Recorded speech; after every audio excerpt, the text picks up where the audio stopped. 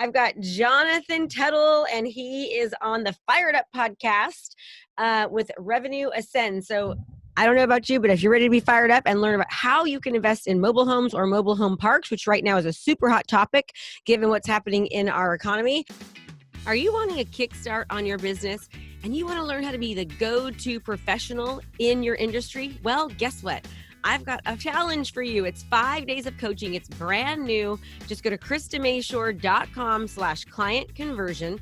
That's KristaMashore.com/client conversion. And you'll get a training with me for 5 straight days that's going to help kickstart you as the go-to professional in your industry. So sign up and I'll see you there. Jonathan, how are you? Good. Thanks for having me on. I'm excited to be here. Great. So tell me a little bit about what you do exactly. Well, I have a couple companies, as you alluded to. Revenue Ascend is my digital agency. I have another partner in that where it's pretty hands off. And then the topic today is obviously mobile home parks. I have it's called Midwest Park Capital. It's a mobile home park fund. We're raising $10 million right now to acquire parks. And then I also have for the everyday investor, teaches its online course, how to flip mobile homes, make a profit. So mobile homes. So you were saying that based on what's happening in the economy right now with the downturn, that mobile home parks, they fill up. They're much busier because more people can afford them, and the average priced American is kind of priced out of the market. So therefore, mobile homes are an affordable option. So talk to us a little bit about that. Sure. Yeah. So if you look at a lot of the data, mobile home parks, it really fills a void because if you look at since the last recession, 50% of all new jobs been $10 or less. And so if you make $10 less and that's your full-time income, the only place you can really live is a mobile home park. The average mobile home lot rent is about a third the house, same price of a house in the same town, or half the same equivalent Class C apartment. So if the Class C, the average apartment across America is about $1,300 to $1,250 a month. The average mobile home lot rent, besides obviously like California, which is another world, but if you take out California out of the equation, it's about $350, $400. So you could really, what the government usually wants is 1/3 of your income goes to housing. And the only way to accomplish that and fill that void is through mobile home parks or mobile homes. Yeah, that makes sense. So talk to us a little bit. How would you, first of all, flip a mobile home? But before that, how can people invest in? Talk to me about your investment that you have to invest in the mobile home parks. Sure. We'll break it down 2 things to make it easy for people. The mobile home parks, it's called, if your audience is familiar with Grant Cardone, it's a very similar thing. It's called a private placement memorandum. Basically what it is, if you're a credit investor, if you make $200,000 plus a year or have $1 million liquid, you can invest in funds. And what a fund basically does is allows you to be passive, get quarterly updates, all transparent. You can see what's going on, but we do all the work. We do all the management. We find the deals, source the deals, make sure it's a good investment, and you just collect checks quarterly. And then you also get the benefit of the taxation. Just fun fact with mobile home parks, traditional commercial real estate is land depreciation, or the depreciation of commercial real estate is 39 years. Apartments, like Grant Cardone's type stuff, is 27.5. And then for the land improvements, most mobile home parks, like the concrete and cement that's on, you can write that off at 15 years. So you've probably heard with the whole, not get political, but with what happened with Trump's tax return, they saw all these different tax benefits. These are all written in the laws. But commercial real estate is the one that takes advantage of the most, and the one that takes advantage of the most of all commercial real estate is mobile home parks, because you can write off about 65 to 75% initial when you acquire a park. So you get the tax benefits, you get the stability, and then you get the equity multiple, which means you're leveraging a bank or financing, and then over the course of 8-10 years, you want to get 2.5, 3x multiple besides the cash flow. So you get all these advantages of owning something that's passive.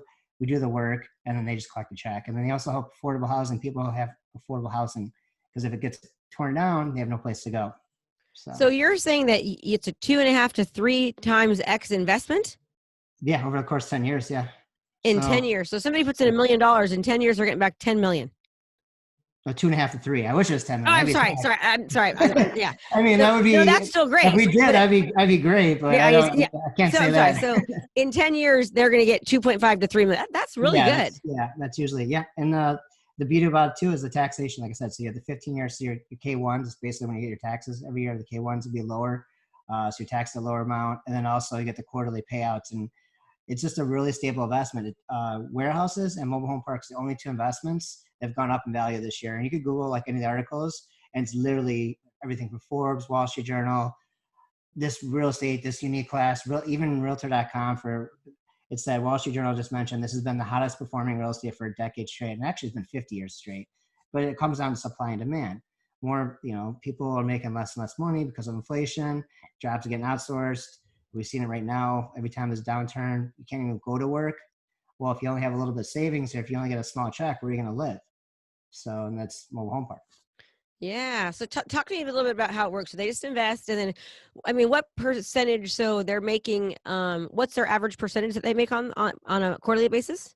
It's called a 8% preferred rate of return. So they get paid first. Investors get to pay first. It's our split. If you looked at our private placement, it's 70-30. So the investors get a bulk of it. We're all aligned with their goals first, but we do all the heavy lifting. We have to source the deals. The biggest thing with our niche, it's very hard to find deals right now because everyone's trying to get into it. Just to give you a little example, Wall Street has been huge in our niche for the last few years. All the big players have been buying billions and billions of dollars, or trying to buy billions of dollars of parks, because they know over the last 10 years in the last recession, and they already know, they see the numbers, they see the trends, that we fill that void. So like all the big private equity are really buying billions of dollars in our niche. So we're competing against them, but we don't go after those type of assets. They usually go for example, there was a park that just recently sold about a year ago in right outside Silicon Valley for $238 million. One park. So it's kind of crazy. There's different levels of parks. And there's also the park in Malibu, Paradise Cove, and Matthew McConaughey used to live at, Pamela Anderson, a lot of the Hollywood, because they have mobile homes, they're like $2, $3, $4, $5 million. But, across the street, they're $50 million, oceanfront villas, in Malibu, but they're only paying $39 recreational vehicle tax. The neighbors get, pissed because, sorry if I said the word, but they're paying $300,000 in real estate taxes next door. So Yeah, it has its advantages. It definitely has its advantages, and there's different. They have $2 or $3 million mobile homes you can buy. Yeah. Oh yeah. California is another world, like I said. Wow, it must be a pretty nice mobile home. Oh yeah, you wouldn't even be able to tell if you went to. They have a trade show every year. It's got canceled, obviously, coming in January. There's one in Louisville, but the homes are actually like, I'm in Chicago, but if you go to like River North, and they're like the luxury. That's our Miami. That's our New York. Manhattan. Like the luxury apartments are 3, 4, 5,000 a month. For one bedroom, and the same interior. If you went to like a new mobile home, like an 8,000, 100,000 mobile home, it's the same interior. Like you couldn't really tell a difference. And it's funny because I have friends that go to the trade show and they're like, "This is crazy. This is like a luxury apartment. 4,000." Is it like is it really considered a modular home, or is that basically a modular home? Yeah, mobile homes. Yeah, just a mobile home. The title is it originally came out because it's people to kind of clarify it. There's also the RV component. They've actually kind of started the same way. There's actually a mobile home and RV Hall of Fame in Indiana. They do like, Hall of Fame apparently, but the history started like in the late 40s. And actually the first really big was J. Paul Getty. If you guys remember that movie a couple years ago, I think Matt Damon was in it. He was America's first billionaire. He was a big oil tycoon, but he was also built the Sparta mobile homes, like those airline streamers. They're all silver. Anyway, he was the one, if anybody remember the big thing, HBO did a special on him. He was the one where his grandson got kidnapped and he wouldn't pay them the millions of dollars. Remember, they made a TV show and a movie on it. Oh my God. But he was also one of the first big manufacturer of mobile homes. Small little story, but it's kind of weird how it all ties. Wow. Yeah. So, okay. So I didn't realize that. And then with the taxes, so basically you're only paying taxes based upon the cost of the mobile home, correct? Yeah. And that's the beauty of it too. So if you're a resident and you're, if you're making $10, $15 an hour, the beauty about it is that, for example, in Illinois, if you lived across the street, I'm always notorious for having really high real estate taxes, like one of the highest in the country, percentage-wise.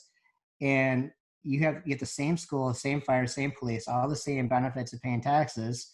But across the street, you're, $150,000 a house, you're paying $3,000, $4,000, $5,000 a year in taxes. Mobile home, you're paying $10 a month. You're paying, crazy low, $120 a year, $150 a year. So you're saving, that's kind of like your equity compared to like a regular person buying a house where, they pay over the course of time, but you're getting that instant money back because you're not paying all the taxes. And that's why cities don't want new parks, because of the taxation, because they lose money. And that's the whole big thing about it. So it's difficult to get a mobile home park accepted. Yeah, it's almost impossible. There's been the number of data, it's not clear exactly the exact amount, but most are saying about 10 in the last 20 years have been developed. And usually there's a couple others. They're usually RV conversions or some kind of conversion where it had a self-storage or something that was kind of similar, but just to develop a new park from scratch is almost impossible. And the cost of doing it you're just basically developing a subdivision, because new mobile homes are 80,000, 100,000, at least 50,000 brand new. And then you have to bet, 50,000 times 100 units times building the infrastructure, the roads, everything you need, all And how that big can these adds be? up. Like take a 2,500 square foot, mobile home. What's the cost typically ish? Well, that'd be a big one. That'd be, I think, like a triple wide at that point. Okay. That would probably be like 120 if it was brand new. Like Warren Buffett, everyone knows who he is. 120,000 for that's it, huh? For a new one. It's cheap for what are you getting? Yeah, exactly. Warren Buffett, but it goes outside of affordable housing. So the original premise, actually mobile homes when they first came out, a little side story, was actually like it was like in the 50s, was like the luxury. It was like, like you have your second home, kind of like an RV is now. RV is perceived to be like you have your second home, you travel, and it's your second home is the RV. And that's how mobile homes were back in the day. Like Elvis had them. He had his own little, in Graceland, he had his own little RV park with like 8 or 10 homes for his friends, his little Memphis Mafia crew, whatever they call them. So it was like kind of like a big Hollywood thing back in the 50s, 60s. Fast forward 30, 40 years, it kind of, you think of 8 Mile, Eminem's movie, and the stigma that comes with it. But there's also, like I said, there's a wide range from like really nice to affordable housing. And so the older parks are usually developed and by the original owners. They've had it for the families for 30, 40, 50 years. And so that's the beauty about it with the affordable component. But then there's also like the $250 million parks, which is like luxury, uber luxury retirement resorts for senior citizens. It's very, very top of the line. So, but going back to your thing, 130,000 will get you a really nice mobile home. Really? Now, isn't it difficult to? So I guess I'm thinking of modular. So modular and mobile are different. Yeah, there's that, and there's also, which is a new thing. I'm not too versed on it, but it's called the AUDs. I think they're in California, in California they're allowing it. Like even if you have a big backyard, you could bring in these little 500 or 600 square foot homes. It's called the AUDs, auxiliary something. I forgot the name. I've never seen one in person, but that's like a big thing coming out now too in California. It's called Yeah, AUD. they're like called tiny homes, right? The tiny Basically homes. the exact same premise of a tiny home, but they're meant for like in the backyard. Exactly. Yep. And how many can you have? Do you know? I'm not too versed in it because like it's not on my niche or what we Yeah. focus on. It's a Yeah. really new thing. Laws are changing with it, and the tiny home movement is actually bringing a lot of recognition to the mobile home park space, because that's basically what the smaller ones are in. They're actually new subdivisions like in Austin and Oregon, some of these like Portland, some of these trendier cities. They're bringing these tiny homes, and they see on like HGTV, and it's now becoming trendier for the millennial generation. Which Yeah. before going back to like the roots of mobile homes. They can actually afford it. Yeah, it's a trip. Okay, wow. So talk about your course now. So first of all, people can flip. I mean, I've been selling real estate. It's always been difficult to sell mobile homes. Like it's first of all, you can't get a loan on them. In most cases, they need to be cash, but it's difficult to. They've never been where I'm at. It's never been easy to sell a mobile home. Yeah, where are you at by the country? Just curious. I'm in California. I'm in Northern California. Okay. I'm an hour from San Francisco. Yeah. So you're right by that park then. Yeah. And it was actually a Chicago group that sold it to private equity. But so Warren Buffett, like I was alluded to before, he's got he does it's called Century 21st Financing, and he has a program for use like for mobile homes. And then if you have a park, you could bring in like the qualifications are, I think 10. You have to have at least 10 new homes, and they'll actually do the financing for the park for your tenants. And I think they actually have a program for used homes in the 80s. I'm just finding out about this now. So if you have like an 80s homes on above, anything from 1976 and newer is after HUD, which is the global standard. But they will finance certain homes.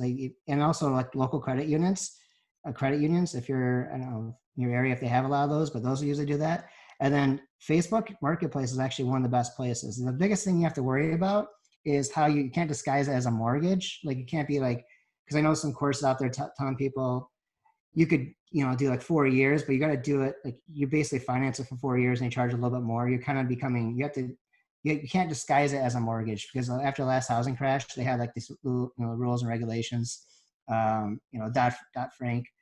You can't disguise lending as a mobile homes as like you're a bank basically. So, but the best way to market a mobile home is Facebook, Craigslist. Facebook Marketplace works incredibly well. Even though you can't really hyper target, like because of the, all the laws now, Yeah. but it still works really, really well.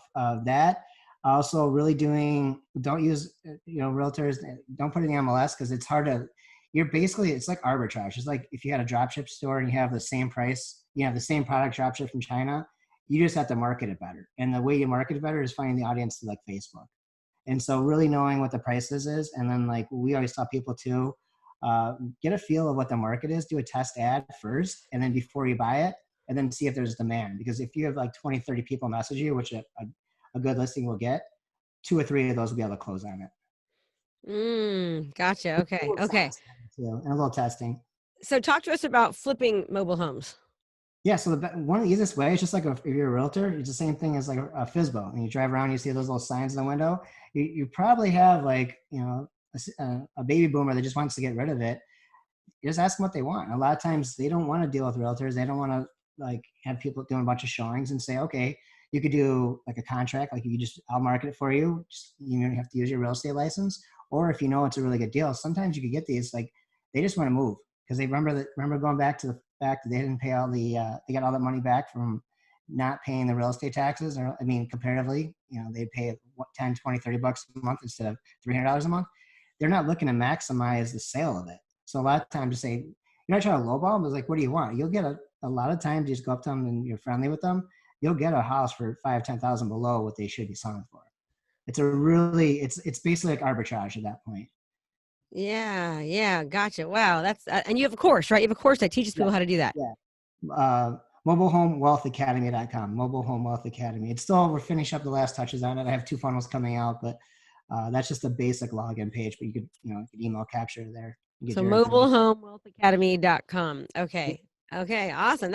Yeah, I've learned a lot today. I mean, I love when I do these things and I'm learning a lot because I've learned a ton, I don't know if oh God, sorry. We're thinking about, possibly purchasing a mobile home, modular home, and putting it on some property. Do you have any ideas of good places to buy modulars that are more affordable than others? Because I mean, we're doing it. Like one place is like $360 a square foot, which I thought was outrageous. Yeah, in California, California is a whole nother world for mobile home parks. When I talk to people from the trade shows, I'm like, you guys are getting, and you guys have with also the rent control laws, and it's like a whole thing out there. I'm trying to think of. Like I was thinking, we can get a mobile home for like 200 grand, but that's not the case. You know what I mean? Yeah, the best. I mean, well, in California too, that's another thing. You could, like, if you find the FISBOs and drive around. I have a friend does some of these out there, and he said you'll get them for 100, 150, and then put 50, and then flip them for 300. So you could do that. Like California is like, it's just like the same as flipping a regular house. The main thing you want to look for too, obviously the roofing, the skirting, the interiors. You want to make sure there's nothing. You're not gonna really see this on like probably an expensive home, but like if it's like a 70s or 80s or somebody didn't know what they're doing, you want to make sure the exterior of the walls haven't been touched, because if the outside of the walls been touched, it's just like a box basically. That's the structural engineer of the outside. So you don't want to mess with any, like making the windows bigger on the outside or changing the door on the outside, because that'll totally mess up the structure of the inside, especially on the single wides. 8, 10, 12 feet. You could move the walls around, things of that nature. Anything from the 80s on newer, they're going to have a better floor plan. It's going to be easier to work with. Most of the stuff is cosmetics. Obviously, check the plumbing, the flooring, the electrical. Electrical is probably the big thing. Make sure there's not any water damage. Is one of the worst things for mobile homes. So make sure there's not any water damage. But a lot of this is eye check, and then just asking the person, and then make sure you have the title, then all that stuff. That could be the biggest issue. Never buy anything that you don't have. You can verify, because in each state, and every state has different laws. It could be a process of like 2 to 6 months, or it could be a year or two. And also making sure there's back taxes. If there's back taxes, if it's a Midwest one, you're looking really cheap. In California, taxes are a whole nother world too, and a $300,000 house compared to a $5,000 mobile home. So make sure the back taxes confirm that's up to date or very minuscule. And if there's a little bit of balance, use that as part of your negotiation power too. How did you get involved in this? Yeah, great question. So my dad was a developer contractor. So when I grew up, he built about 82, 83 custom homes, and he had 3 real estate brokerage offices. And then he had some commercial real estate properties. And then later on, right before he retired, he got his first mobile home park. And then that's when I really saw that he's like, this is the best investment. This was like 2005. And it was kind of like taboo, kind of like, what is this at that time? And then obviously now it's becoming really, especially the last year and a half, it's like now mainstream and it's the popular real estate group. But being back then, it was like, I tell my friends, are like, oh, home parks, what are you talking about? Especially in I'm like early 20s at that point. They're like, okay, that's so weird. Yeah, yeah. But well, good for you. So Yeah, thank you. your next investment you're looking for $10 million, you said? Or Yeah, how much? we're doing 10 million through credit. Yep. And then we're going to do about 3 funds. The biggest issue we're going to run into is running out of enough available parks. And I have a lot of industry relationships. I was supposed to actually speak on stage with uh, Warner Buffett's CEO of Clayton Homes at the National Congress, which is like the biggest expo for mobile home manufacturers in that industry, basically in Vegas. Obviously, COVID canceled that. That would have been a really good place to like announce it. But But what if they give you your money and you guys can't find a park? What happens? no, we have parks in the pipeline. So that's a great question. We have about a 5-year run before it's going to be really diminished amount of available parks. Like right now, the cap rates are compressed. Obviously, there's 2 things that go into that though. We have the best financing that's ever been available for mobile home parks, and basically in general for all real estate right now. Basically, we're seeing high 2s, low 3s in F.I.R.E.D government financing. And 10 years ago, they didn't even like really lend in our space. So if you have a 3-point spread, so if you get your 3% rate and a 10-year non-recourse, and we buy the property into 6 cap, you're getting cash and cash in the teens from day one. So that means you're already making a nice return. But 5 years ago, if you had to do traditional bank financing on commercial it's come down a little bit, but like you're low 5s, high 4s. So if you in your cap rate to 6, you're not getting that spread. So you're not getting that nice cushion, you're not getting a nice return. If you have a nice, spread, is basically, what percentage from your loan to actual what the cap rate you acquire the property at, the bigger spread, the more cash and cash you get. So And you you can have a guys take nice a 30% fee. Your fee for running it is 30%. You give 70% back, correct?